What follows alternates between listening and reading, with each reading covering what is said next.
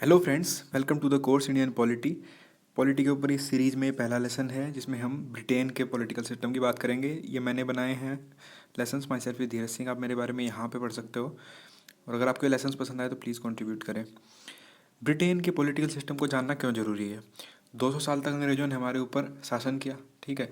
तो हमारा जो पॉलिटिकल सिस्टम था, हमारे जो नेता थे, तो वो वहाँ के सिस्टम से काफ़ी कुछ उन्होंने इन्फ्लुएंस हुए और वहाँ से उन्होंने कुछ चीज़ें अपनाई, ठीक है। तो इसलिए जानना जरूरी है कि ब्रिटेन में सिस्टम क्या था। तो उसके बारे में पहले बात करते हैं। ब्रिटेन में मोनार्की थी, ठीक है। उस टाइम के ज़्यादातर देशों की तरह वहाँ पे भी राजा या रानी का राज होता था। वही वहाँ सब कुछ काम देखता था, ऑल इन ऑल या सर्वे सर्वा वो वहीं था वहाँ का। अब जब भी पॉलिटी की बात करें तो इसके तीन ऑर्गन्स होते हैं, तीन पिलर्स होते हैं। पहला लेजिस्लेचर या रूल मेकिंग बॉडी, जैसे इंडिया में पार्लियामेंट है, ठीक है, पार्लियामेंट लॉ बनाती है, तो वो लेजिस्लेचर। दूसरा एग्जीक्यूटिव, एग्जीक्यूटिव जो लॉ आपको लेजिस्लेचर ने बना के दिए उनको आपको इम्प्लीमेंट कराना है। आईएएस अधिकारी, इंस्पेक्टर्स और जितनी भी ये मशीनरी, जितनी ब्यूरोक्रेसी है, ये एग्जीक्यूटिव के अंदर आती है। और तीसरे नंबर पे कि जो नियम कानून बने उनका पालन हुआ या नहीं हुआ, और अगर किसी ने कोई गिल्टी है, किसी ने वो नियम तोड़े हैं, तो उसको सज़ा कौन देगा, तो जुडिशरी। तो ये सिस्टम होता है। तो ये सब काम पहले कौन देखता था? वहाँ किंग क्वीन। तीनों चीज़ें उस तीनों पावर्स उसी आदमी के अंदर सेंटर्ड थी। अब उसके बाद फिर लोगों को लगा कि सिस्टम ठीक नहीं है, फिर ऊपर से वहाँ प्रोटेस्टेंट और कैथोलिकों के बीच संघर्ष, और तब ये वाला सिस्टम उन्हें लगा कि इनफेक्टिव है। तो उन्होंने राजा को हटने के लिए बोला, राजा मान भी गए, वो हट भी गए वहाँ से। और ये जो रिवॉल्यूशन हुई इसमें खून की एक भी बूंद नहीं बही, इसलिए इसे ब्लडलेस रिवॉल्यूशन या ग्लोरियस रिवॉल्यूशन भी कहा जाता है, ठीक है। 1680 के दशक के आसपास ये क्रांति हुई, और इस तरह वहाँ पे डेमोक्रेसी का उदय हुआ या पार्लियामेंट्री सिस्टम का उदय हुआ, ठीक है। तो अब जो डेमोक्रेसी है वो क्या है? पीपल, मतलब लोगों के हाथ में शक्ति आ जाती है, वो खुद ही अपने नियम कानून बनाएंगे, खुद ही शासन करेंगे अपने ऊपर, ठीक है। तो अब लोग कैसे शासन करें, इसके भी दो तरीके हैं। पहला तो ये कि लोग, हमें जैसे कोई नियम बनाना हो तो हम सभी लोगों को बोलें कि आप इस दिन यहाँ पे आ जाओ किसी एक पर्टिकुलर प्लेस पे, और वहाँ पे सब मिल के बात करें, डिस्कशन से फिर नए कानून बने। जो भी नया कानून बनाना हो, बिल, उसके ऊपर हम वोटिंग कराएं, फिर जो बहुमत से उसको पास कर दें, ठीक है। तो ये तरीका है। लेकिन इस सिस्टम में एक दिक्कत है। अगर आपके पास बहुत बड़ी पॉपुलेशन है जैसे इंडिया, तो वहाँ पे सब लोगों को एक साथ इकट्ठा करना पॉसिबल है नहीं, है ना। तो इस प्रॉब्लम को दूर करने के लिए रिप्रेजेंटेटिव डेमोक्रेसी या इनडायरेक्ट डेमोक्रेसी का उदय होता है।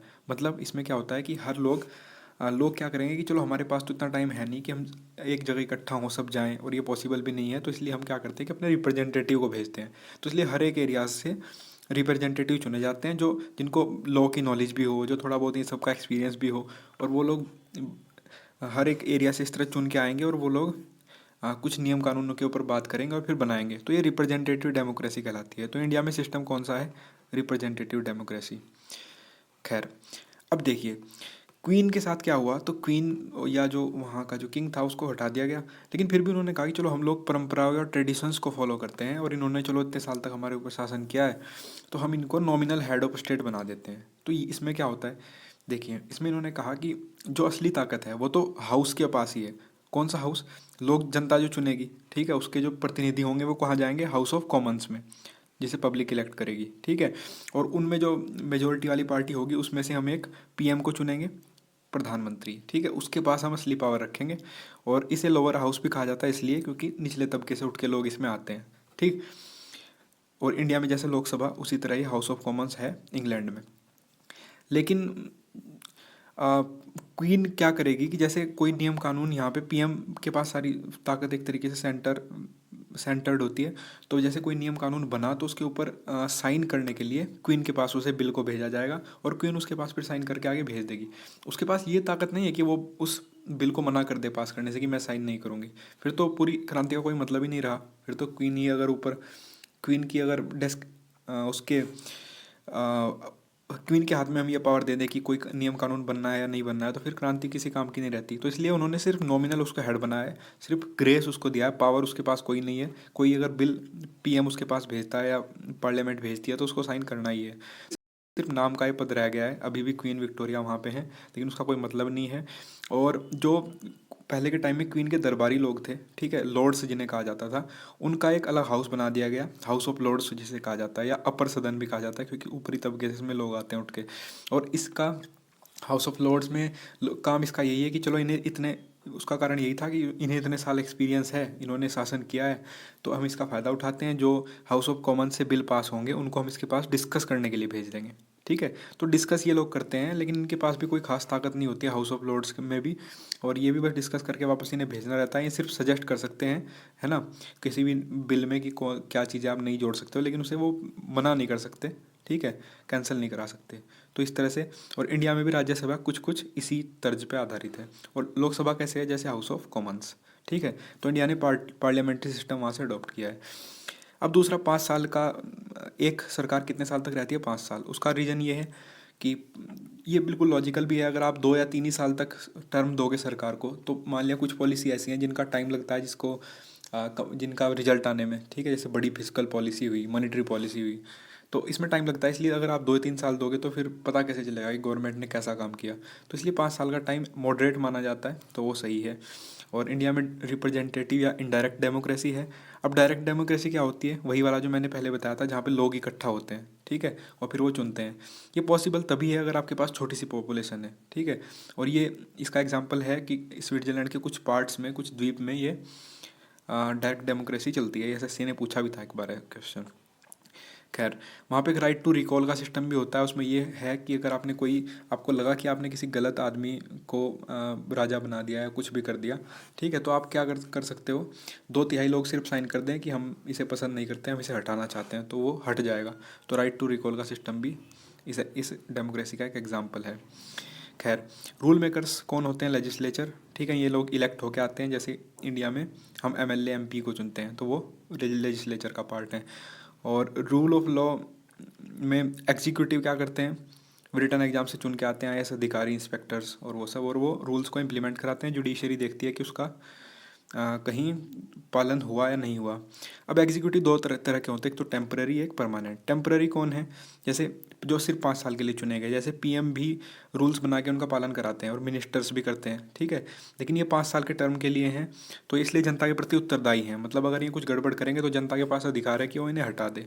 ठीक है, और इसलिए इन्हें टेम्पररी कहा जाता है। परमानेंट एग्जीक्यूटिव हैं जो हमेशा वहाँ रहेंगे, जो रिटर्न एग्जाम से चुन के आते हैं, जैसे ब्यूरोक्रेसी, आईएएस अधिकारी, इंस्पेक्टर्स एक्सेट्रा, और कांस्टेबल से लेकर सेक्रेटरी तक सब परमानेंट एग्जीक्यूटिव के अंदर आते हैं। ठीक है, अब ज़्यादा प्रेफरेंस टेम्पररी को क्यों दी गई है, पीएम मिनिस्टर्स को ज़्यादा ऊपर क्यों रखा गया है ब्यूरोक्रेसी से भी, ये क्वेश्चन कुछ लोग पूछते हैं। तो इसका रीज़न यही है क्योंकि ये लोग जनता से चुन के आए हैं, जनता के प्रति उत्तरदायी हैं। लेकिन चूंकि ब्यूरोक्रेसी के लोग जनता से उठ के नहीं आए हैं, उत्तरदायी नहीं हैं, ठीक है, सिर्फ उनको तो हमेशा रहना ही है, तो इसलिए इनको नीचे रखा जाता है पीएम और मिनिस्टर्स से। ठीक है, तो यही एक कारण है। और दूसरा, खैर, अब एक कंस्ट्रक्टिव ऑपोजिशन क्या होता है, एक ऐसा विपक्ष जो सही तरीके से काम करता है। जैसे इंडिया में आप देखो तो कंस्ट्रक्टिव ओपोजिशन नहीं है। इन लोगों का इंडिया में काम क्या होता है कि जब वो विपक्ष में है, सरकार की चाहे अच्छी नीति है चाहे बुरी, उनको हमेशा उसको क्रिटिसाइज ही करना है। ठीक है, बल्कि वो गवर्नमेंट राज्यसभा नहीं चलने देंगे, तो वो कंस्ट्रक्टिव ओपोजिशन का एग्जांपल नहीं है। ब्रिटेन में ऐसा होता है, वहाँ पे शैडो कैबिनेट होती है। मतलब जैसे जो रूलिंग पार्टी है उसकी कैबिनेट है, रक्षा मंत्री हैं, गृह मंत्री हैं, उसी तरह जो विपक्ष है वो भी इसी तरह अपने रक्षा मंत्री, गृह मंत्री इस तरह बनाता है। ठीक है, जो ये देखते हैं कि जो मान लिया विपक्ष का रक्षा मंत्री है नकली, वो असली रक्षा मंत्री की सारी एक्टिविटीज़ देखेगा कि वो सही काम कर रहा है या नहीं, और अगर कोई गड़बड़ है तो जनता को बताएगा कि देखिए इसने ये गलत किया है। ठीक है, तो इस तरह से वहाँ पे शैडो कैबिनेट का सिस्टम चलता है। ये क्वेश्चन भी सीजीएल में पूछा जा चुका है कि शैडो कैबिनेट का सिस्टम कहाँ पे चलता है। खैर, क्वीन हेड ऑफ स्टेट है, लेकिन नॉमिनल हेड है, मतलब उसके हाथ में पावर नहीं है।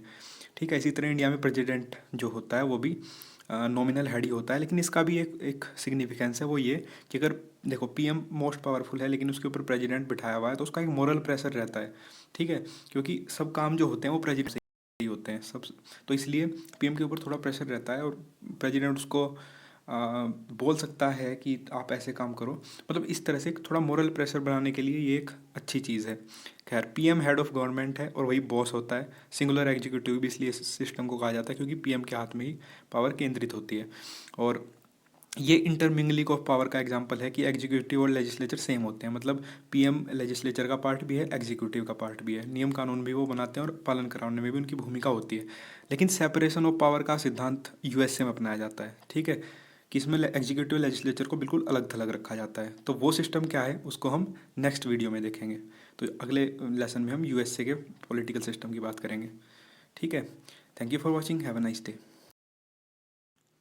हेलो फ्रेंड्स, इंडियन पॉलिटी के बारे में हम इस कोर्स में डिस्कस कर रहे हैं और पिछले लेसन में हमने ब्रिटेन के पॉलिटिकल सिस्टम की बात की और इस लेसन में हम अमेरिका के पॉलिटिकल सिस्टम के बारे में पढ़ेंगे। ये लेसन मैंने बनाया है, माई सेल्फ धीरज सिंह। आप मेरे बारे में यहाँ पे पढ़ सकते हो और अगर आपको ये कोर्स पसंद आता है तो प्लीज़ कंट्रीब्यूट करें।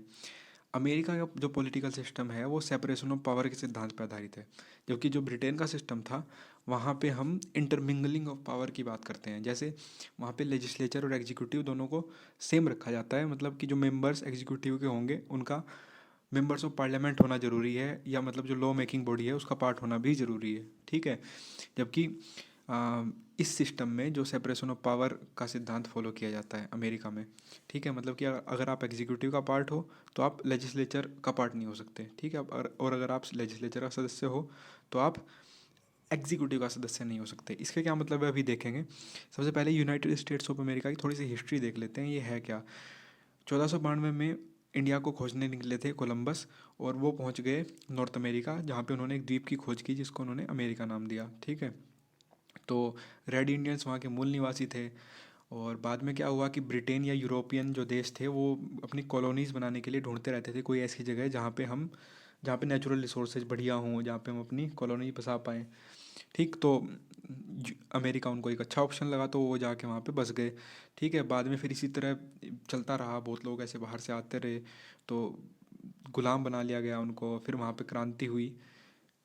ठीक है, और उससे उन्होंने उनको हटाया, और फिर स्टेट्स जो वहाँ के थे, जो छोटे छोटे स्टेट्स थे, उन्होंने कहा कि अगर हम अलग अलग रहेंगे तो फिर से ऐसे कोई लोग बाहर से आके हमारे ऊपर शासन कर सकते हैं, तो इसलिए चलो यूनाइट हो जाते हैं, एक हो जाते हैं। ठीक है, और हम क्या करेंगे कि हम अपना शासन तो अलग अलग अपने हिसाब से करेंगे, लेकिन कुछ कॉमन प्रिंसिपल्स के बेसिस पे हम लोग अपना एक फेडरेशन बनाते हैं। ठीक है, तो अमेरिका जो है वो एक फेडरेशन का एग्जाम्पल है। इसमें जो स्टेट्स इकट्ठा हुए हैं कुछ नियम कानून के आधार पर, और कुछ कॉमन प्रिंसिपल्स को फेडरेशन देखता है, जैसे डिफेंस, एक्सटर्नल अफेयर्स, जिसमें सभी के हित प्रभावित होते हैं और जो देश दुनिया से उनको जोड़ता है। और जबकि जो जो स्टेट्स हैं वो अपना अलग अपना काम करते हैं, जिस हिसाब से उनको शासन चलाना है। जैसे कैलिफोर्निया है या सैन फ्रांसिस्को है, वो अलग अलग स्टेट्स हैं, उनमें गवर्नर चुना जाता है, वो अपना काम देखता है। तो इस तरह से फेडरेशन जो है वो एक कुछ नियम कानून के आधार पर आपस में जो बंधे हुए हैं। ठीक है, जब तक वो नियम कानून है तब तक ये फेडरेशन का पार्ट है, अगर नहीं होंगे तो ये लोग अलग अलग हो जाएंगे। तो अब वो नियम कानून लिखे कहाँ गए हैं, ये सिद्धांत ये सुनिश्चित करना कि कोई बड़ा जो स्टेट है वो किसी छोटे स्टेट के हितों को प्रभावित ना करे, उसको दबा ना पाए, तो इसलिए कॉन्स्टिट्यूशन वहाँ पे एक रखा जाता है। फेडरेशन का एक कॉन्स्टिट्यूशन जो ये सुनिश्चित करता है कि किसी भी स्टेट के हित प्रभावित ना हो। ठीक है, तो यहाँ पे हमें कॉन्स्टिट्यूशन की ज़रूरत भी पड़ती है फेडरेशन में। खैर, अब फेडरेशन और यूनियन के बीच अंतर क्या है और दोनों सिस्टम में क्या डिफरेंस है। देखिए, फेडरेशन जो है वो जैसे अमेरिका में, ये यहाँ पे कंट्री किसका रिजल्ट है, एग्रीमेंट ऑफ स्टेट्स से बना हुआ है। ठीक है, स्टेट्स ने कुछ एग्रीमेंट किया है कि इन नियम कानून के बेस पे हम आपस में ये समझौता कर रहे हैं। तो इसलिए यहाँ पे चूँकि स्टेट्स इंपॉर्टेंट हैं, इसलिए स्टेट्स पावरफुल होते हैं। ठीक है, तो जबकि चलो खैर, स्टेट्स और वो किसके आधार पे बंधे हुए होते हैं, रिटर्न कॉन्स्टिट्यूशन उनको एक दिया जाता है, उसके आधार पे वो बंधे हुए होते हैं। तो इसलिए यहाँ पे रिटर्न कॉन्स्टिट्यूशन भी बहुत ज़रूरी है, ताकि कल को ऐसा ना हो कि बड़ा स्टेट्स कहे कि किसी छोटे स्टेट्स को बोले कि तुम अब निकलो, तुम्हारी ज़रूरत नहीं है। ठीक है, तो ऐसा नहीं हो सकता। वहाँ पे कुछ नियम कानून है, उनके हिसाब से उनको चलना ही है। नए स्टेट्स आ सकते हैं लेकिन पुराने स्टेट्स जो है उनको निकाला नहीं जा सकता।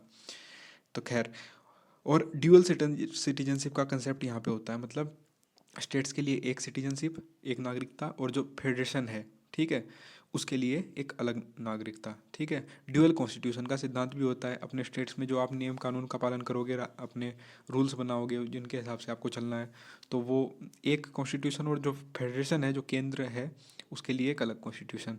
और सुप्रीम कोर्ट आप यहाँ पे बनाया जाता है किस लिए, कि अगर किसी स्टेट्स के आपस में कोई डिस्प्यूट हो जाए, ठीक है, या फेडरेशन के साथ कोई डिस्प्यूट हो जाए स्टेट का, तो उसको एक्सप्लेन करने के लिए इन्होंने सुप्रीम कोर्ट को बनाया हुआ होता है। ठीक है, तो ये फेडरेशन का सिस्टम है। जबकि यूनियन सिस्टम क्या है, यूनियन जैसे ब्रिटेन में होता है, वहाँ पे क्या है कि एक पूरा देश आपके पास है, और चूँकि बहुत बड़ा देश है तो आप शासन की सुविधा की दृष्टि से ईज़ ऑफ एडमिनिस्ट्रेशन के लिए उसके कुछ छोटे छोटे हिस्से कर देते हो। ठीक है, और चूँकि आपने वो शासन के सुविधा के लिए किए हैं, इसलिए सारी केंद्र जो शक्ति होती है वो केंद्रित यूनियन में ही होती है। ठीक है, तो इसलिए जो स्टेट्स हैं वो पूरी तरह से सेंटर पे डिपेंड रहते हैं, ठीक, बंधे हुए होते हैं उनके हाथ। तो इसलिए यूनियन में स्टेट्स के पास उतनी पावर नहीं होती है। यहाँ पे सिटीजनशिप भी सिंगल ही होगी, क्यों, क्लियर ही है ना। तो सिंगल सिटीजनशिप होती है, चाहे वो स्टेट्स के लिए हो चाहे यूनियन के लिए हो, और कॉन्स्टिट्यूशन भी सिंगल ही होता है, ठीक है। और रिटर्न कॉन्स्टिट्यूशन होने की भी कोई ऐसी बाउंडेशन नहीं है, जैसे ब्रिटेन के पास रिटर्न कॉन्स्टिट्यूशन नहीं है, तो ऐसा भी कोई ज़रूरी नहीं है। और सुप्रीम कोर्ट की भी यहाँ पे ज़रूरत नहीं होती। हाँ, कोर्ट्स तो होंगे, मतलब आपके कुछ क्रिमिनल केसेज है उनको देखने के लिए कोर्ट्स तो वहाँ पे हैं, लेकिन सुप्रीम कोर्ट जो कि यूनियन और स्टेट्स के बीच में लड़ाइयाँ सुलझाए, तो ऐसे किसी कोर्ट्स की वहाँ ज़रूरत होती नहीं, क्योंकि यूनियन स्टेट में लड़ाई क्यों होगी, क्योंकि स्टेट्स तो खुद ही यूनियन की सुविधा की दृष्टि से बनाया गया है, ठीक है। तो इस तरह से काम ब्रिटेन में होता है, तो दोनों के बीच ये भी डिफरेंस है। हेड ऑफ एग्जीक्यूटिव, अब देखिए अमेरिका के सिस्टम में क्या है कि दो हाउस उन्होंने बनाए हुए हैं। एक तो हाउस ऑफ रिप्रेजेंटेटिव, जिसमें लोग चुन के कुछ सदस्यों को भेजते हैं, और ये एग्जीक्यूटिव का पार्ट है जो नियम कानून को इम्प्लीमेंट कराएंगे, ठीक है।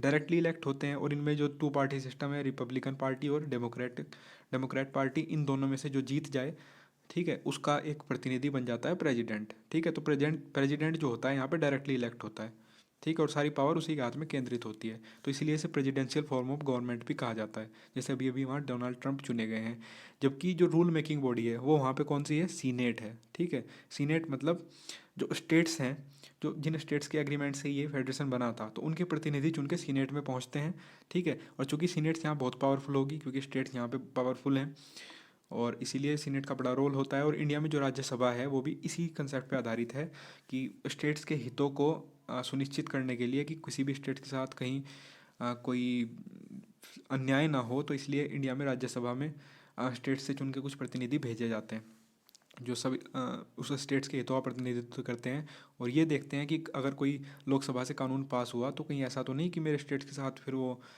किसी लेवल पे जाके कुछ गड़बड़ करे या इस तरह से कोई चीज़ें हों। तो इसलिए यहाँ पे राज्यसभा काम करता है इस तरह से, ठीक है। और तो यही है। और इसके बाद सीनेट और हाउस ऑफ रिप्रेजेंटेटिव दोनों अलग अलग चीज़ें हैं। सेपरेशन ऑफ पावर मतलब अगर कोई सीनेट का सदस्य है, किसी राज्य से ऐसे चुन स्टेट से चुन के आया है, तो वो हेड ऑफ एग्जीक्यूटिव का पार्ट नहीं हो सकता, ठीक है। तो मतलब दोनों में एकदम सेपरेशन ऑफ पावर है। तो इसमें एक तरीके से प्रेसिडेंट के पास थोड़ी स्वतंत्रता होती है, थोड़ा टेंशन फ्री रहता है वो, क्यों, क्योंकि चूंकि वो सीनेट का पार्ट तो है नहीं, तो उसे ये डर तो है नहीं कि मेरी सरकार गिरा देगा सीनेट या ऐसी कुछ चीज़ होगी, तो इसलिए वो बेधड़क बिन मतलब निश्चिंत होकर काम कर सकता है। तो ये चीज़ अच्छी भी है, स्टेबल होता है सिस्टम थोड़ा कंपेरेटिव, अगर हम इसको कंपेयर करें डेमोक्रेटिक सिस्टम से, पार्लियामेंट्री सिस्टम से, जहाँ पे कभी भी सरकार गिर जाती है जब भी आपके पास बहुमत ना हो। जबकि प्रेसिडेंशियल सिस्टम स्टेबल होता है, इसीलिए क्योंकि यहाँ पे आपको ये खतरा नहीं है कि आप लेजिस्लेचर का पार्ट भी हो, तो हो सकता है कि कल मेरे पास बहुमत की कमी हो जाए तो मेरी सरकार गिर जाएगी, ठीक है। तो इस सिस्टम के इसलिए फ़ायदे भी हैं लेकिन नुकसान भी है, क्यों, कि अगर एजुकेटेड और सिंसियर वोटर्स आपके हैं तो वो अच्छा ही आदमी चुनेंगे, ठीक है। तो आदमी अगर अच्छा है तो कम चांसेस है कि वो डिक्टेटरशिप की तरफ जाए। लेकिन अगर जैसे कुछ अफ्रीकन सिस्टम्स ने, कुछ अफ्रीका के जो नेशन थे उन्होंने ये सिस्टम अपनाया, तो वहाँ पे ये उतना सफल नहीं हो पाया, जैसे केन्या में, या फिर नॉर्थ कोरिया में जैसे किम जोंग उन है और वो वहाँ के एकदम डिक्टेटरशिप की तरह काम करते हैं, तो वहाँ पे भी ये सिस्टम सफल नहीं हो पाया। रीज़न यही है कि वहाँ पे चूँकि जनता उतनी पढ़ी लिखी नहीं है, और वो किसी ऐसे आदमी को सिर्फ पॉपुलैरिटी बेसिस पे या धर्म के बेसिस पे, जाति के बेसिस पे कहीं पे अगर मान लिया चुनाव कर देती है किसी ऐसे आदमी का जो उस पद के योग्य नहीं है, तो वो फिर डिक्टेटरशिप की तरफ चला जाता है ना। क्योंकि वो टेंशन फ्री है, उसको ऐसा तो है नहीं कि मेरी सरकार गिर जाएगी। वो 5 साल के लिए आया तो वो फिर अपने हिसाब से काम करने लगता है, ठीक है। और बाद में वो जो इलेक्शन है उनको भी हाईजैक कर लेते हैं, वो भी नहीं होने देते हैं। तो इस तरह की चीज़ें होती हैं इस सिस्टम में, तो ये डिक्टेटरशिप की तरफ भी जा सकता है। तो इस तरह से खैर अमेरिका का सिस्टम ये है, सेपरेशन ऑफ पावर के आधार पे है। और इंडिया ने इससे क्या लिया है, इंडिया ने अमेरिका से एक तो क्या कहते हैं उसे, सुप्रीम कोर्ट या रूल, सुप्रीम कोर्ट का जो कॉन्फ़िगरेशन इंडिया में हुआ है वो फेडरेशन के सिस्टम के आधार पे ही हुआ है, ठीक है। और इसके अलावा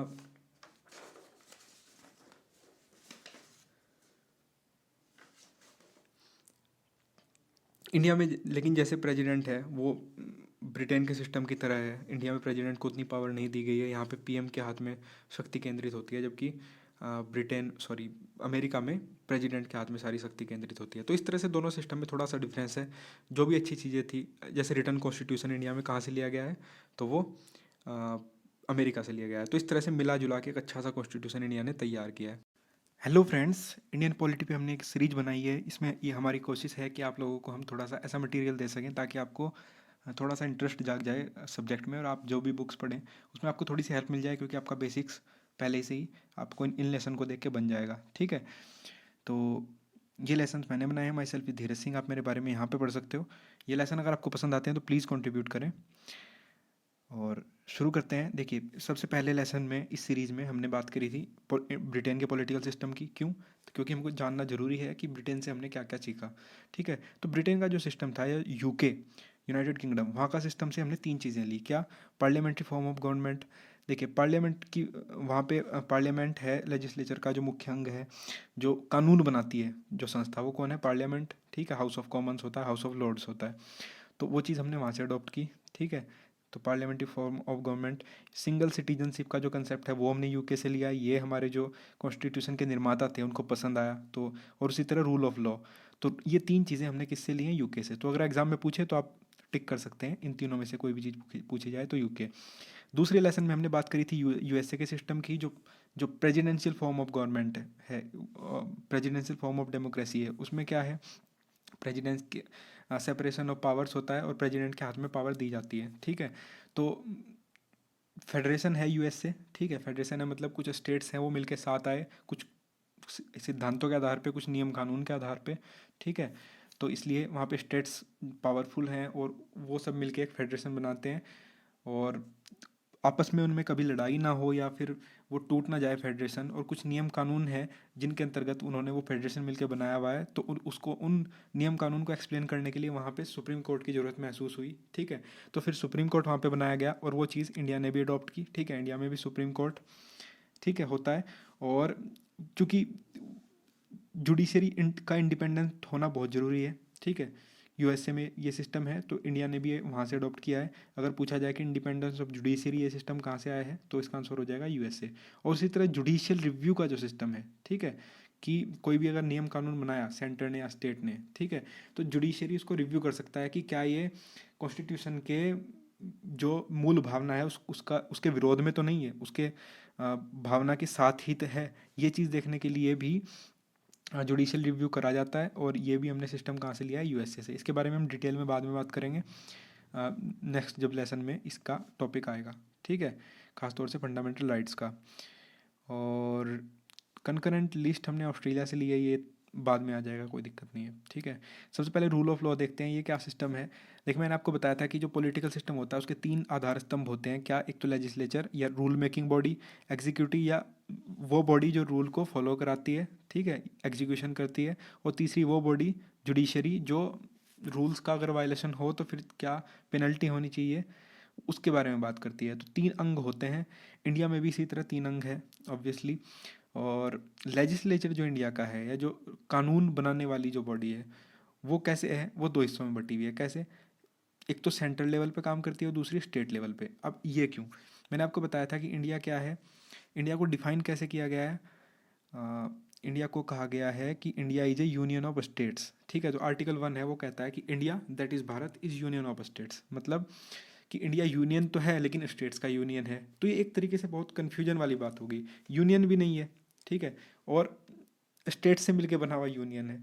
ठीक है, तो इसलिए इंडिया के सिस्टम को क्वासी फेडरल सिस्टम कहा जाता है। ठीक है, कि मतलब उसमें यूनियन और फेडरेशन दोनों के गुण हैं, लेकिन वो फेडरेशन की तरफ ज़्यादा झुका हुआ है। ठीक है, खैर, अब देखिए, अब इस क्वासी फेडरल सिस्टम का मतलब क्या हुआ कि जो सेंटर और स्टेट हैं वो एक दूसरे से स्वतंत्र हैं। मतलब जब वो काम करते हैं तो उनमें ऐसे कोई बंधन नहीं है कि स्टेट पूरी तरह से सेंटर पे डिपेंड है, ठीक है, या उसके डायरेक्शन पे काम करता है। नहीं, ऐसा नहीं है। जैसे आप एग्जांपल के तौर पे देख लो, आपने देखा होगा कि केंद्र में किसकी सरकार है? बीजेपी की। जबकि स्टेट्स में किसकी सरकार है? अलग अलग कुछ ही राज्य हैं जिनमें बीजेपी की सरकार है, उसके अलावा कहीं पर कांग्रेस की है, कहीं पर बीएसपी की, एसपी की सरकार यूपी में, और तृणमूल कांग्रेस की बंगाल में, और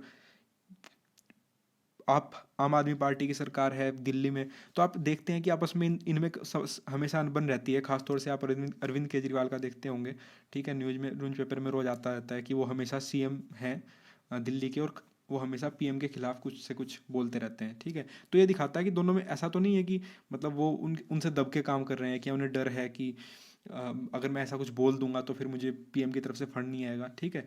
हाँ, ये है कि फंड के लिए तो स्टेट सेंटर पे डिपेंड है कुछ हद तक, ठीक है, लेकिन वो एक नियम कानून के अंतर्गत ही होता है, ठीक है, कि इतना इतना आपको फंड देना है, ये 42% ऑफ टोटल आउटले। तो इस तरह से जो भी, वो तो फाइनेंस कमीशन बनाया जाता है जो दोनों के बीच में फंड्स को बांटता है, ठीक है। तो इसलिए, लेकिन ऐसा नहीं है कि अरविंद केजरीवाल को नरेंद्र मोदी डायरेक्शन देंगे कि आप अपने स्टेट में, आपकी जो यूनियन टेरिटरी है दिल्ली, उसमें जो आप काम कराओगे वो हम जो आपको डायरेक्शंस दे रहे हैं इसके आधार पर कराओ। नहीं, ऐसा नहीं है, दोनों को कुछ अलग अलग सब्जेक्ट्स दे दिए गए हैं। कुछ सेंटर को सब्जेक्ट दिए गए हैं, वो सेंटर उन पे कानून बनाएगा और उन्हें देखेगा। कुछ स्टेट्स को सब्जेक्ट दिए गए हैं जिन्हें स्टेट लिस्ट में रखा गया है, उन पे स्टेट कानून बनाएगा और उनकी देखभाल करेगा। और कुछ सब्जेक्ट ऐसे हैं जिस पे सेंटर स्टेट मिलकर दोनों कानून बना सकते हैं, वो कंकरेंट लिस्ट में है, ठीक है। तो इस तरह से लेजिस्लेचर दो लेवल पे काम करता है इंडिया में, एक सेंटर और एक स्टेट। सेंट्रल लेवल पे कौन कानून बनाता है? तो लोकसभा कानून बनाती है राज्यसभा के साथ मिलके, और राज्यसभा में उस पर डिस्कशन होता है, लोकसभा राज्यसभा दोनों में, ठीक है। उसी तरह स्टेट में क्या होता है? लेजिस्लेटिव असेंबली, ठीक है, विधानसभा, एमएलए के जो चुनाव होते हैं सब स्टेट्स में, आप जानते ही होंगे जिस जिस भी स्टेट से आप हो। तो इस तरह से लेजिस्लेचर काम करता है। एग्जीक्यूटिव का सिस्टम कैसे है?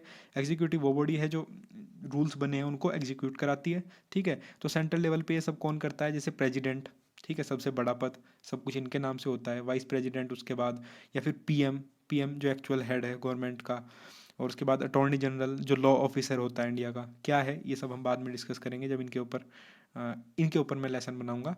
सिर्फ अभी आप जान लीजिए कि ऐसा कुछ होता है। सीएजी सब जानते ही होंगे आप।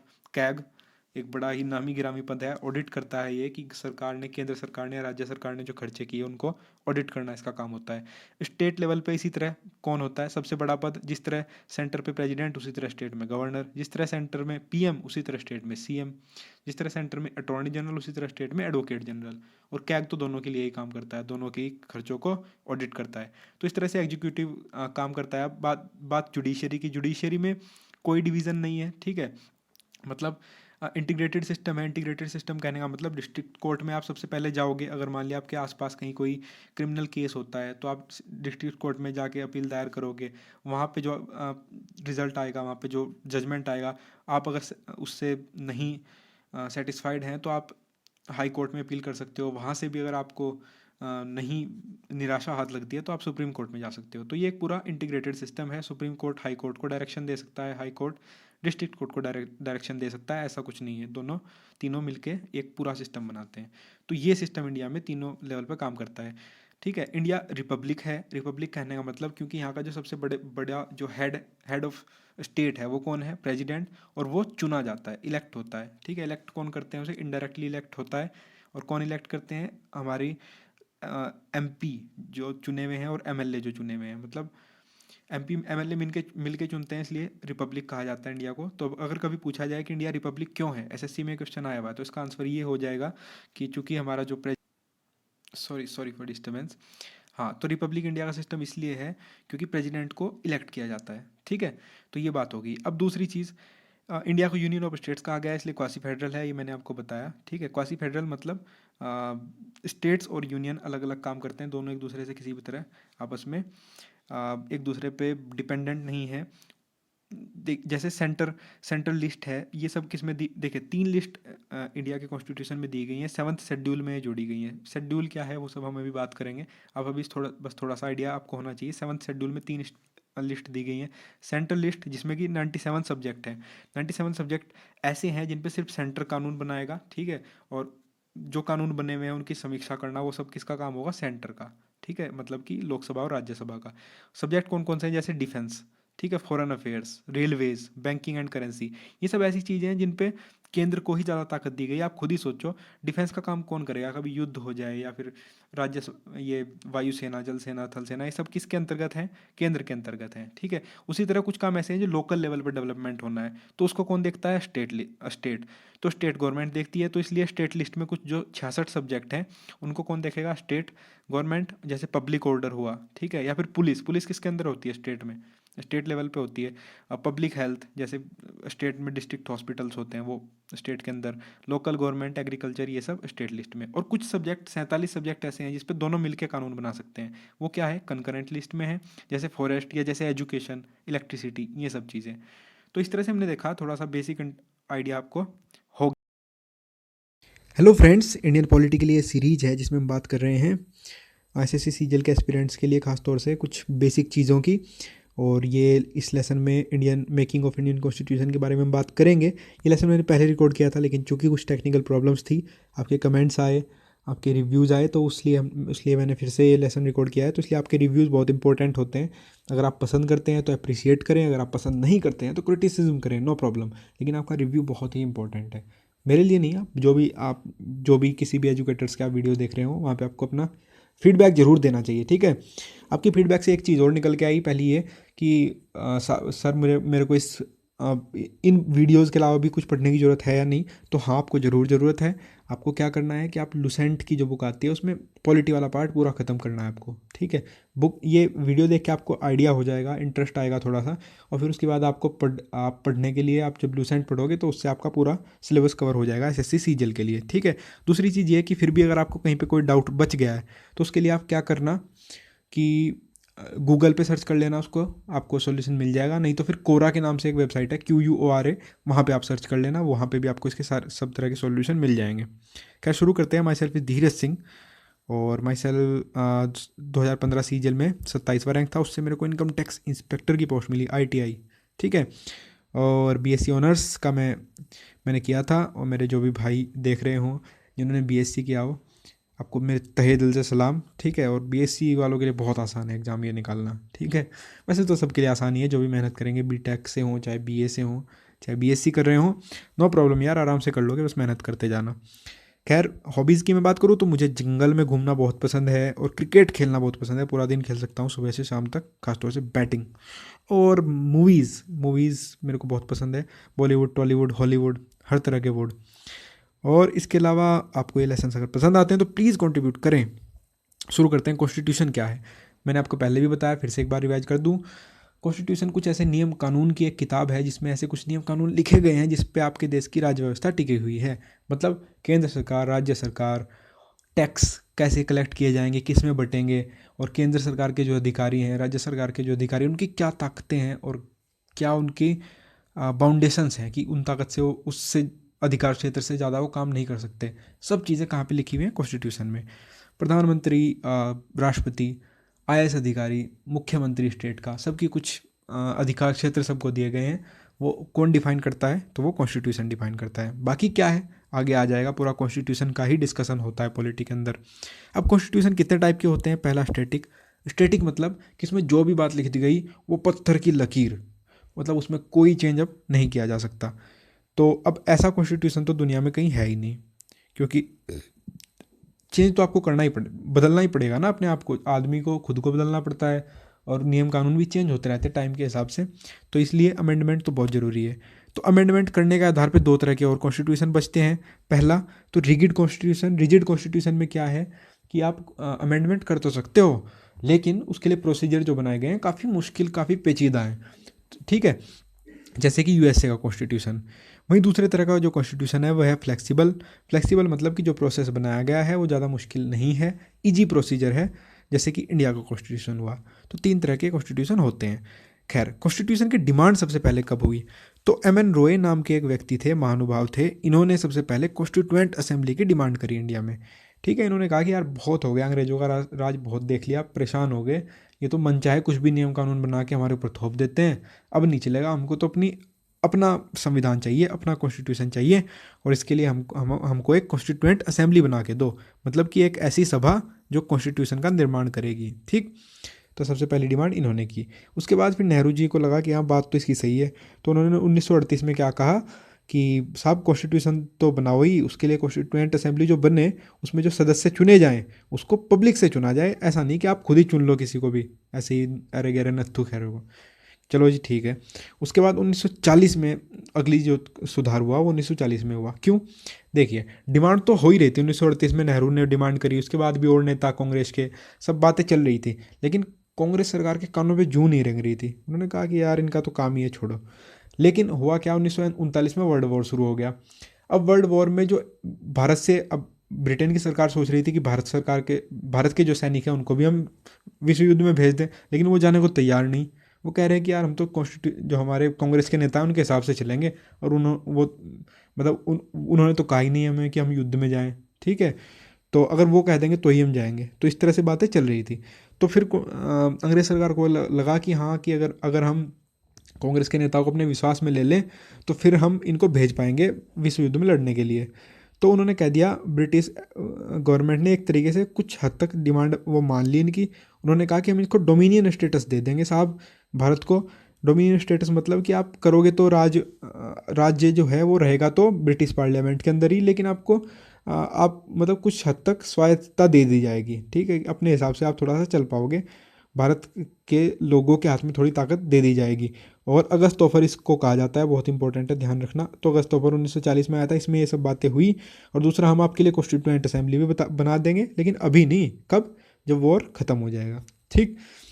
तो कांग्रेस को ये बात कुछ पसंद नहीं आई। उसने कहा कि अब साहब, अब तो हमको कंप्लीट फ्रीडम चाहिए। अब आपके जो छोटे मोटे जो आप पागल बना रहे हो ना इतने साल से, वो नहीं चलेगा, ठीक है।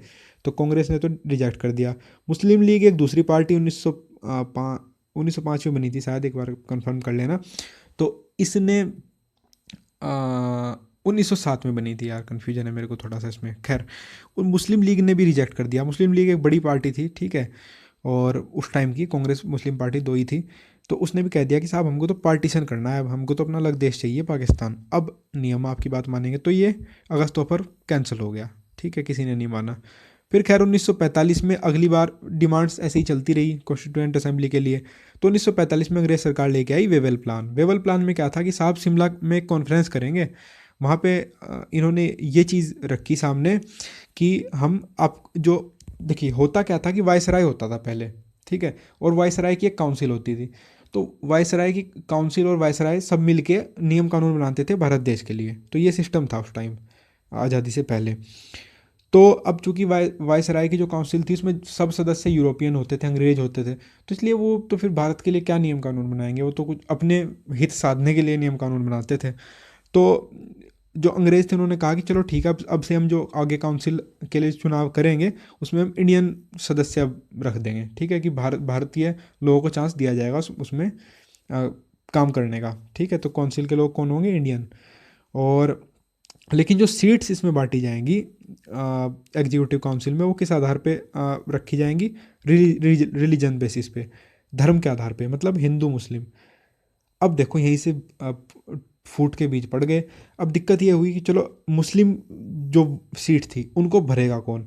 मुस्लिम लीग जो पार्टी थी उसने एकदम बखेड़ा खड़ा कर दिया। उसने कह दिया कि साहब मुस्लिमों को तो हम रिप्रेजेंट करते हैं देश में, ठीक है, तो हम चुनेंगे सिर्फ मुस्लिम सीट के लिए, तो हम बताएंगे कि किसको आपको रखना है, ठीक है, हम करेंगे नॉमिनेट। अब वहीं कांग्रेस ने कहा कि यार ये तो गलत बात है, हम कांग्रेस जो पार्टी है वो पूरे भारत की पार्टी है, उसमें हिंदू सदस्य भी हैं, मुस्लिम सदस्य भी हैं, सब लोग का पूरे देश की आवाज़ है एक तरीके से कांग्रेस तो, ठीक है। तो इसलिए हम लोग भी कुछ मुस्लिम सदस्यों को चुनेंगे। ऐसा नहीं हो सकता कि आप सब के सब मुस्लिम लीग ही चुने।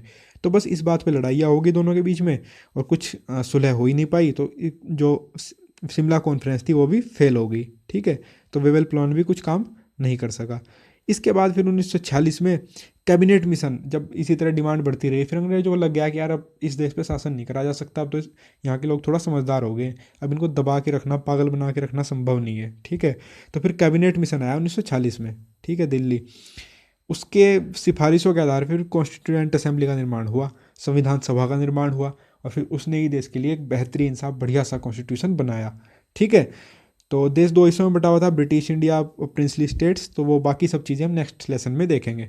तो यहाँ तक हम पहुँच गए हैं, कॉन्स्टिट्यूएंट असेंबली भारत के लिए तैयार होगी। अब इसकी किसकी सिफारिशों के आधार पर? Cabinet mission. तो ये तीनों इंपॉर्टेंट हैं, एक तो अगस्त तोफर, उसके बाद फिर वेवेल प्लान और लास्ट में कैबिनेट मिशन। तो ये तीनों चीज़ें सीजीएल में या फिर बाकी सब एग्जाम में आती रहती हैं, तो आपको पता होना चाहिए। ठीक है, तो साहब यही है, और बाकी सब अगले लेसन में देखेंगे। और हम मेहनत आप करते रहना खूब जम के, इंटरेस्ट लो सब्जेक्ट में, मज़ा आएगा पढ़ने में तभी। ठीक है, और एक बार इंटरेस्ट आएगा तो फिर आप सीखते भी जल्दी हो। ठीक है, अगर बोरिंग सोच के पढ़ोगे ना कि यार मज़ा नहीं आ रहा, पता नहीं क्या बोरिंग सा है, लुसेंट में नहीं पढ़ता, अजीब है बिल्कुल रट्टाफिकेशन, तो यार सोच लो भाई 40-50 हज़ार की जॉब चाहिए, अगर 50 हज़ार की इंस्पेक्टर की, तो फिर मेहनत तो करनी पड़ेगी। देखो फ्री फंड में तो गवर्नमेंट देगी नहीं। ठीक है, तो इसलिए मज़ा लेके पढ़ो, तभी तुम्हारा भी भला है और बाकी सबका भी भला है। तो इन्हीं शब्दों के साथ अपनी वाणी को विराम देता हूँ। Thank you for watching, have a nice day. Hello friends, इस सीरीज़ में हम इंडियन पॉलिटी की बात कर रहे हैं, किस तरह से हमारा सिस्टम इवॉल्व हुआ। ठीक है, तो इससे पहले भी कुछ लेसन हैं, अगर आपने वो नहीं देखे तो प्लीज़ देख ले। और ये वीडियोस मैंने बनाए हैं, my self is Dheeraj Singh, आप मेरे बारे में यहाँ पे पढ़ सकते हो। और अगर आपको ये लेसन्स और ये इनिशिएटिव पसंद आता है अनअकैडमी का, तो आप कंट्रीब्यूट भी कर सकते हो। शुरू करते हैं। पिछले लेसन में मैंने आपको बताया कि किस तरह से इंडिया का जो कॉन्स्टिट्यूशन है उसका हिस्टोरिकल डेवलपमेंट कैसे हुआ, कैसे शुरुआत हुई। एम एन रॉय ने सबसे पहले डिमांड की, फिर नेहरू ने उसी को दोहराया, अगस्त तोफर आया, फिर उसके बाद वेवल प्लान के बाद सबसे लास्ट में कैबिनेट मिशन इंडिया में आया, जिसकी रिकमेंडेशन के आधार पे कॉन्स्टिट्यूएंट असेंबली या एक ऐसी असेंबली का फॉर्मेशन हुआ जो देश के लिए कॉन्स्टिट्यूशन का निर्माण करेगी। तो सबसे पहले अब देखो कॉन्स्टिट्यूट उस टाइम देश था कैसे। एक तो ब्रिटिश इंडिया था, ठीक है, कुछ ऐसे राज्य जो जिन्होंने ब्रिटिश का शासन माना हुआ था क्या मतलब वो चलता ही था, उसमें ब्रिटिश शासन के अंतर्गत थे वो पूरे। ठीक है, तो ज़्यादातर राज्य तो ऐसे ही थे। कुछ थे प्रिंसली स्टेट्स। प्रिंसली स्टेट्स कैसे थे, जिनमें कुछ प्रिंस, कुछ राजकुमार या कुछ राजा राज करते थे। ठीक है, लेकिन वो सिर्फ नाम के राजा थे, जैसे नवाब थे हैदराबाद के, ठीक है, जूनागढ़ के राजा, ये सिर्फ नाम के ही राजा थे। ठीक है, नवाब या राजा, उनके पास कोई ज़्यादा पावर नहीं थी, वो काम करते थे पूरी तरह अंग्रेज सरकार के डायरेक्शंस के आधार पे ही। ठीक है, तो अंडर ब्रिटिश थे और लगान भी देते थे। जैसे लगान फिल्म में आपने जो राजा देखे हैं तो आपको याद होगा कि किस किस तरह से वो लगान देते हैं हर साल। ठीक है, और बिल्कुल बताया है कि हमारे हाथ, वो बोलते हैं कि हमारे हाथ पूरी तरह से बंधे हुए हैं। ठीक है, तो उस तरह के राजा प्रिंसली स्टेट्स में हुआ करते थे। तो दो तरह के ये पार्ट में इंडिया बटा हुआ था, British India plus princely states. तो जो कॉन्स्टिट्यूएंट असेंबली बनेगी, तो बात ये हुई कि इसमें कुछ सदस्य तो ब्रिटिश इंडिया से आएंगे और कुछ सदस्य प्रिंसली स्टेट से। तो जो ब्रिटिश इंडिया सदस्य आएंगे वो चुने जाएंगे। ठीक है, और कितने सदस्य चुने जाएंगे, 296। और प्रिंसली स्टेट्स से जो वहाँ के राजकुमार हैं वो नॉमिनेट करेंगे या वो नाम भेज देंगे। कितने सदस्य होगा, 93। तो 93 सदस्य इधर से आएंगे, तो कुल मिला के 296 और 93 कितने, 389 मेंबर होंगे अपनी कॉन्स्टिट्यूएंट असेंबली में। तो ये बात हुई। ठीक है, तो खैर ये हो गया तय। फिर बाद में ये सदस्य यहाँ 389 मेंबर्स चुन लिए गए। तो उनमें से फिर सबसे पहले 9 दिसंबर 1946 को पहली मीटिंग हुई कॉन्स्टिट्यूएंट असेंबली की। ठीक है, तो इस मीटिंग में तो कोई ऐसे अध्यक्ष था नहीं, तो फिर जो लोग थे उन्होंने उसी टाइम अपने में से किसी सच्चिदानंद सिन्हा को अध्यक्ष बना दिया कि चलो कुछ टाइम के लिए, जब तक हम परमानेंट कोई अस्थाई अध्यक्ष को चुने तब तक हम सच्चिदानंद सिन्हा को बना देते हैं। तो ये पहले इंटरिम चेयरमैन थे। इंटरिम का मतलब होता है कि बस कुछ टाइम के लिए जो आप अरेंजमेंट करते हो। ठीक है, तो 9 दिसंबर को फर्स्ट मीटिंग हुई थी। उसके बाद फिर 11 दिसंबर को इन लोगों ने मिलके राजेंद्र प्रसाद को चेयरमैन चुन लिया। तो जब अगर कभी पूछा जाए कि कॉन्स्टिट्यूएंट असेंबली का चेयरमैन कौन था, तो राजेंद्र प्रसाद। ठीक है, और फिर उसके बाद 13 दिसंबर को नेहरू ने प्रपोज किया ऑब्जेक्टिव रिजोल्यूशन। तो ये क्या था, उन्होंने कहा कि कुछ आइडियाज़ थे जिनके पीछे हमारे जो फोर फादर्स थे या एंसेस्टर थे, या आप कह सकते हो कि जितने भी इंडिया के फ्रीडम फाइटर्स थे, कुछ सिद्धांतों को लेके उन्होंने लड़ाई की। ठीक है, जैसे डेमो जो मतलब उसकी मूल भावना थी, हमारा जो स्वतंत्रता का आंदोलन था, तो वो उन्होंने इसमें आगे रखा कि डेमोक्रेटिक होना चाहिए जो इंडिया का, मतलब आप जो भी कॉन्स्टिट्यूशन का डेवलपमेंट करोगे तो आप ये तीन चीज़ें ध्यान में रखना। एक तो वो डेमोक्रेटिक होना चाहिए कि हम तो पहले ही राजाओं का शासन था, फिर अंग्रेजों ने शासन किया कि तंग हो गए इससे, अब हमें जनता का शासन चाहिए, डेमोक्रेटिक होना चाहिए। ठीक है, रिपब्लिक होना चाहिए कि ऐसा ना हो कि जो सबसे बड़ा हेड ऑफ स्टेट हो, जैसे राष्ट्रपति या प्रधानमंत्री, जिसे भी आप बनाओ, वो ऐसा नहीं होना चाहिए कि उसका फिर बेटा बने। मतलब वो जब उनका कार्यकाल पूरा हो जाए तो उनका बेटा फिर चुन लिया जाए राजा के लिए। तो ऐसा नहीं, हेरिडेटरी नहीं होना चाहिए सिस्टम, बल्कि वो चुना जाना चाहिए, जनता उसको चुने या फिर कुछ सिस्टम हो जिसके अंतर्गत वो चुना जाना चाहिए, तो ये चीज़, तो इसलिए रिपब्लिक होना चाहिए सिस्टम। और दूसरा सोवराइन होना चाहिए, मतलब कि संप्रभु होना चाहिए, अपनी हिसाब से वो अपने नियम कानून बनाए, अपने हिसाब से शासन करे वो देश, किसी दूसरे देश से प्रभावित ना हो। ठीक है, तो ये तीन मूल बिंदु उन्होंने सामने रखे नेहरू ने ऑब्जेक्टिव रिजोल्यूशन में। यही ऑब्जेक्टिव रिजोल्यूशन ही आप कह सकते हो कि अब जो इंडिया का जो प्रियम्बल है वो यही है। खैर, उसके बाद कुछ कमिटीज़ बनाई गई इसमें जिन अलग अलग काम करने के लिए। ठीक है, जैसे सबसे इम्पोर्टेंट उसमें जो कमेटी थी वो थी ड्राफ्टिंग कमेटी। ठीक है, जो मेन जो ड्राफ्ट है, जो खाका है कॉन्स्टिट्यूशन का, उसको तैयार करेगी। ठीक है, तो ये सबसे इम्पोर्टेंट कमेटी थी और इसके चेयरमैन कौन थे? The one and only B.R. Ambedkar. ठीक है, उन्होंने बहुत ही बेहतरीन काम किया। ठीक है, तो B.R. अम्बेडकर इस ड्राफ्टिंग कमेटी के अध्यक्ष थे और इसीलिए इन्हें संविधान का मतलब निर्माता भी, मुख्य निर्माता भी माना जाता है। और बड़े जितने भी विश्व भर के कॉन्स्टिट्यूशन थे उनमें से सब अच्छी अच्छी बातें लेके एक बहुत ही ज़बरदस्त, बहुत ही अच्छा कॉन्स्टिट्यूशन इंडिया का इन्होंने बनाया मिलके। खैर, एक फ्लैग कमेटी बनाई गई जो ये फ्लैग का डिज़ाइन बनाएगी और ये सब। ठीक है, तो उसके चेयरमैन कौन थे? जे कृपलानी। ये क्वेश्चन भी एसएससी में पूछा गया, इसलिए मैंने आपको बता दिया। तो फ्लैग कमेटी के अध्यक्ष जे कृपलानी। और लीगल एडवाइजर थे कॉन्स्टिट्यूएंट असेंबली के B.N. राव। ठीक है, तो B.N. राव किसी भी तरह का जो एडवाइस होगी अगर, तो वो उसके लिए थे। और इस तरह से इन्होंने फिर कॉन्स्टिट्यूशन बनाना शुरू किया। लास्ट में 26 नवंबर 1949 को कुछ प्रोविजंस कॉन्स्टिट्यूशन के इनेक्ट कर दिए गए। ठीक है, तो 26 नवंबर से कुछ पार्ट कॉन्स्टिट्यूशन का लागू कर दिया गया था और 24 जनवरी को ये पूरा कॉन्स्टिट्यूशन बन के पूरा हो गया। ठीक है, और 284 मेंबर्स ने उस पर साइन भी कर दिए थे।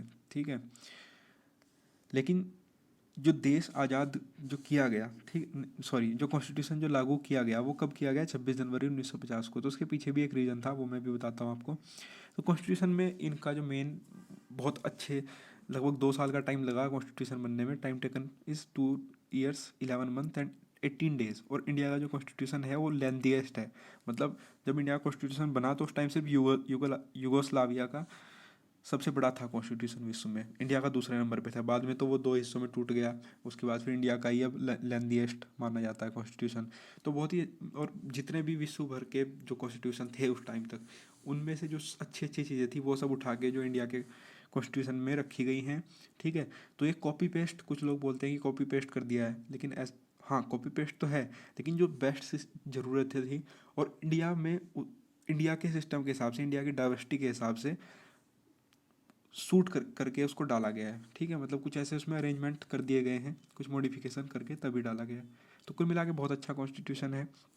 तो ये 26 नवंबर 1949 को ही इसके कुछ पार्ट्स, कुछ कुछ हिस्से और कुछ नियम कानून उसके लागू हो गए थे और 24 जनवरी को पूरा हो गया था। मेंबर्स ने साइन भी कर दिया था, लेकिन इन्होंने जो लागू उसको किया वो 26 जनवरी को किया। इसका कारण ये था कि 1930 में, 1929 में नेहरू ने पूर्ण स्वतंत्रता का उद्घोष किया था लाहौर में, जो कांग्रेस का अधिवेशन हो रहा था उसमें। और 26 जनवरी को इन्होंने कह दिया था कि हम अब इस दिन स्वतंत्रता दिवस अपना मनाएंगे। ठीक है, तो उसी को मनाने के लिए एक तरीके से इन्होंने कहा कि 26 जनवरी एक हमारा एक बहुत ही महत्वपूर्ण दिन है हमारे लिए। ठीक है, तो इसी दिन हम अपना कॉन्स्टिट्यूशन अडॉप्ट करेंगे। तो कॉन्स्टिट्यूशन किस दिन अडॉप्ट हुआ था? 26 जनवरी 1950 को पूरी तरह से। कुछ हिस्सा 26 नवंबर 1949 को ये अडॉप्ट हो गया था। तो इस तरह से 2 साल 11 महीने और 18 दिन में एक बेहतरीन कॉन्स्टिट्यूशन हमारे इंडिया में अडॉप्ट हो गया और उसके हिसाब से ये सब कुछ चलता है। तो उसकी जानकारी आपको होनी चाहिए, क्या सिस्टम है उसका और कौन से जो उसके ऑफिशियल्स हैं उनके पास क्या ताकत है, हमारे सिटीजन्स के पास क्या राइट्स हैं, फंडामेंटल राइट्स क्या हैं, ड्यूटीज़ क्या हैं। तो ये सब चीज़ें हम देखेंगे इसके बाद एक एक करके। ठीक है, तो उम्मीद करता हूँ कि आपको ये पसंद आएगी। तो ये हमारा छोटा सा प्रयास है, अगर आपको लगे कि अच्छी कोशिश है तो आप अपना रिव्यू ज़रूर दें, ताकि हमको ये आइडिया हो कि हमारी मेहनत किसी काम की तो है या फिर टाइम वेस्ट ही हम कर रहे हैं। खैर, जो भी हो।